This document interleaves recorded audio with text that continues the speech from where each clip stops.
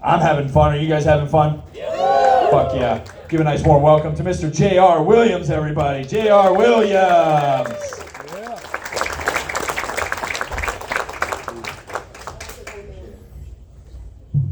All right, I apologize for taking so long. I am fat, so it takes a while. I do like to start my shows off by saying that I am a husband, a father of 5, a former soldier in the United States Army. Don't clap for that, because I sucked at it. The only thing I learned in the Army was while marijuana stays in your system for 30 days, cocaine is 3. See? Got it. I'm a husband. My wife and I have been together for almost 26 years. Yeah, she's back there. She's over it. It's cool. It is what it is. I'm a father of 5. Yep. I didn't even want kids. That's the thing. I didn't want kids at all. I compromised with 5, you guys. It's because my wife is harder to pull out of than Iraq.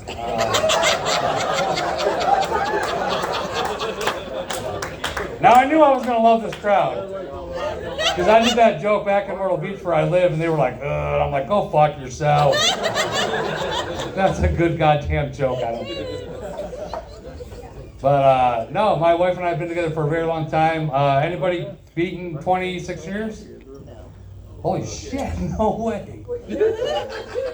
It's me. How long have you guys been together?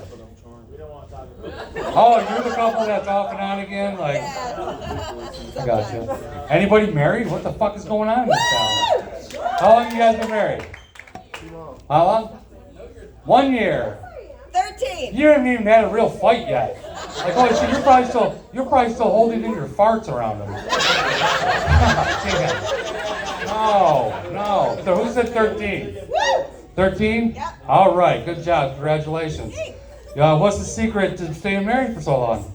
Good sex. Role playing, that's correct. Yeah. Role playing. You know what? You guys try this tonight. After the show, drop her off on the corner. Circle the block, negotiate a fair wage, pick her up, take her back. If it doesn't work out, drop her back off. She's cute, she'll find somebody. Good time. My wife and I role played before, only I didn't know that's what was going on. I left her watching Grey's Anatomy and I went to sleep. I got woken up and she's riding me. And it was over before I got my CPAP machine off. Which is ironically how I discovered I enjoy being choked during sex. Guys, if you have a CPAP, turn it up a few notches. Keep it on. People like it. Yeah. When we were younger, we were more adventurous. We stopped at the side of the road on the highway. We saw these signs that said the Lion's Den. Is anybody familiar with the Lion's Den? Yeah, perverts. All right. The Lion's Den is a porn shop visited mainly by truckers and then us. So we went in there and we're looking around, looking at stuff, and then we settled on this penile extension that was like that fucking big. Yeah, bam, holy shit, dude. So I had him box Jamal up there and I took him home. I don't know if any of you guys ever seen a white guy with a fake black dick before. It does not look natural. It's very off-putting. We took Jamal home, and my wife was in the bathroom. I'm assuming psyching herself up to take this fucking thing. And I was in the bedroom reading the instruction manual that came with it because I wanted to be a good lover. And I got to this point where it said that you could masturbate with it by lubing it. And I was like, huh. And so she comes walking out of the bathroom, and I'm standing there like dumping a bunch of lube on the inside with her dick, like, yeah. And she's like, what are you doing? Like, I read a thing that said you can masturbate with it. And she's like, yeah, idiot.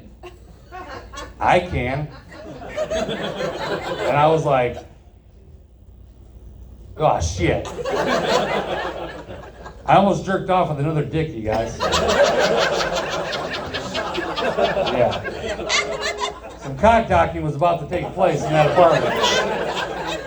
That is the term cock docking, just in case you're ever on Jeopardy. It might come up. This is what happens when you masturbate with another dick. Cock blocking, yeah, it's okay. It's good times. We are originally from Michigan. That's thank you. I don't really get that. Are you from Ohio? If you're from Ohio, you guys can just go fuck yourselves and leave now.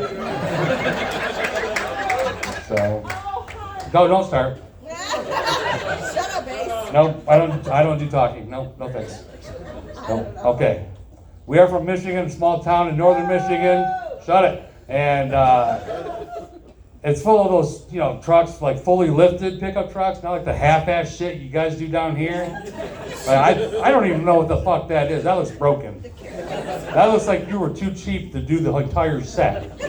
Right? So we have fully loaded trucks. You've probably seen them. They got rebel flags on the front. Even though we were about as far north in the Union as you could possibly fucking even go. And they all had truck nuts on the back. You guys got guys with truck nuts down here? Yeah? I don't know why I do this when I say truck nuts. I should probably stop doing that. It's like everywhere you went in that town, it looked like a Kid Rock concert just let out. Lots of neck tattoos. Nothing against neck tattoos. If you have one, cool. All I'm saying is you don't see a lot of them on Jeopardy. That is the second time I've referenced Jeopardy because I fucking love that show. Yeah. Good times. Yeah, so 5 kids. Now that you know my wife and I have sex a lot, I'm going to talk about my kids, I guess. So my youngest, her name is Amelia, okay? She is 8 years old. She is currently my favorite child. Anybody here have like 4 or 5 kids? Yay! Yeah, everybody, you have a favorite, right? Dads always have a favorite. Mine used to be whoever annoyed me the least at every given moment. That was my favorite. But for the last 8 years, it's been her. When COVID hit, I got to spend a lot more time at home, and we would hang out together a lot. And we would have tea parties, which is actually just me. I would lay on the couch watching Netflix, and she would bring me little cups of water in her Peppa Pig tea set. It was adorable, I'm not gonna lie. It was cute. And we would do this like all day long. And my wife got home, and I was like, you gotta see this. And I was like, honey, can I get some tea? And she's like, yep. She jumps up, runs off, comes back, got the water in her cup. She's walking really slow. Doesn't want to spill the shit, won't slow. Gives it to me, I take a drink, give it back. She's like, more? I was like, yes, please. She runs off. I look at my wife and I'm like, huh? And she's like, this is what you've been doing all day long? Yeah. She says, you know the only place she can get water from is the toilet, right?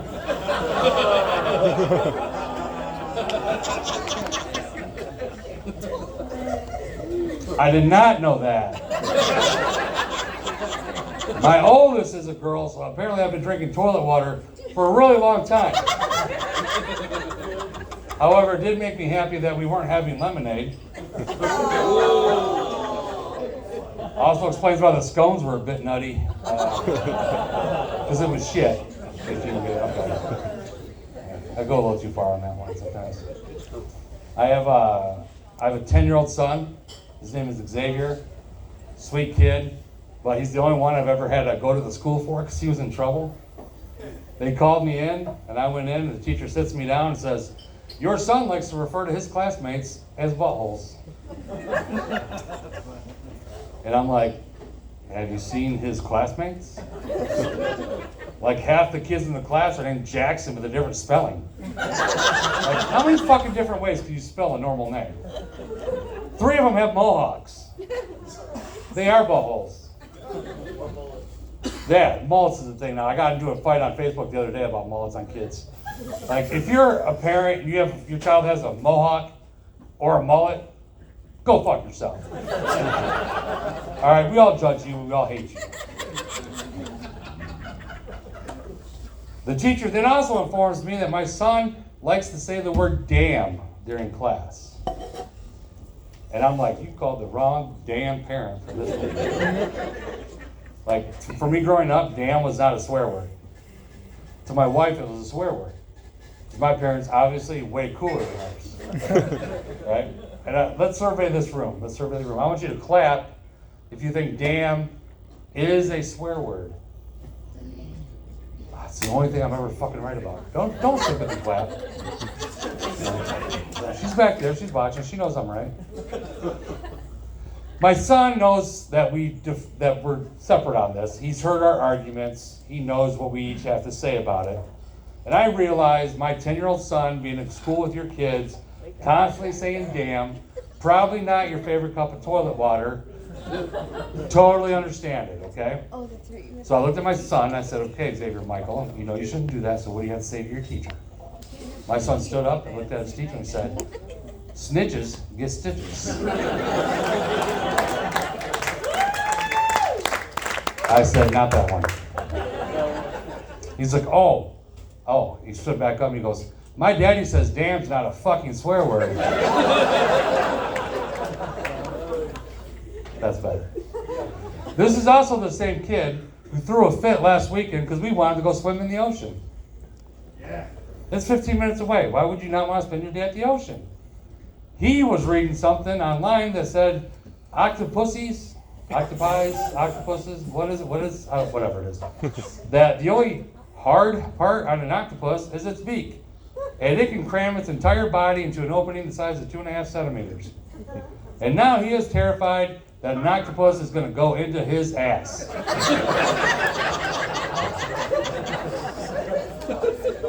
After hearing that news, I decided I did not want to swim in the ocean either.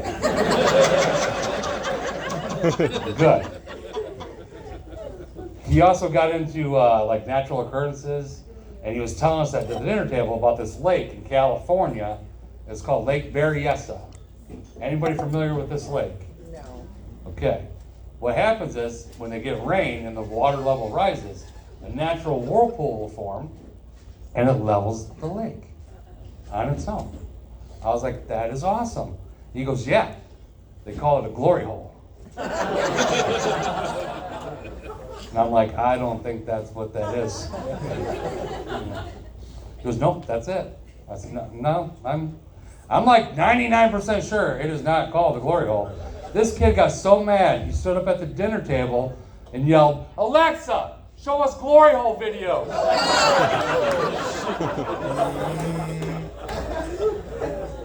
Yeah. I also have a 14-year-old son. Or a 13-year-old son, excuse me. His name is Jackson.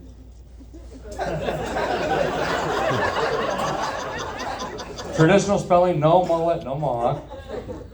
He's an awesome kid. He just turned 13 not too long ago, and like instantly he started smelling. Like he smells bad. He smells like dirty buttholes. Like I don't know what happened. Like as soon as he turned 13, like I love this kid a lot. I would die for this kid. I don't want him anywhere fucking near me. He just smells so bad. I was working out west, and I got a call from my wife, who informed me that she was cleaning my son's room and found his sock under his mattress. I love all the groans. Yeah, for those of you that don't know, men are such filthy animals that we will masturbate into socks from our children. It happens. And so my wife's telling me this, and I was like, was it sticking straight up when you picked it up?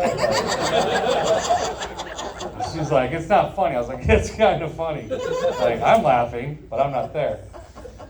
And she's like, well, you need to talk to him about this. And I'm like, all right. Why? I'm a Gen Xer. Nobody talked to me about that shit. I just painted my room like a Jackson Pollock, you know. Nobody talked. The closest I ever came to that talk from my dad was one time I stayed up late because Skinamax would go off scramble and be seen at night, and I fell asleep jerking off. I woke up the TV was off, my dick was still in my hand. Somebody walked in, saw me like that, and goes, this fucking kid, shuts the TV off, and leaves it. That is the closest I came to a talk. The only messed up thing about that was my grandmother lived with us at the time. And I always wondered why she always said I was her special boy. I don't know. Hopefully that wasn't it. So I sit my son down when I get home. I'm talking to him. I'm like, look, dude, it's natural. Nothing's wrong with you. Just don't do it in your socks. Your mom's got to touch that shit. All right? We'll get you some Kleenex. You can keep it in your room. I'll get you some lotion because obviously you're about to learn about chafing. And that sucks. And he's just staring at me. I was like, you know what, dude, do you have anything you want to ask me? And my son's like, yeah, Dad. Do you still have a sock? I was like, dude, what? No, man, well, your mom's my sock.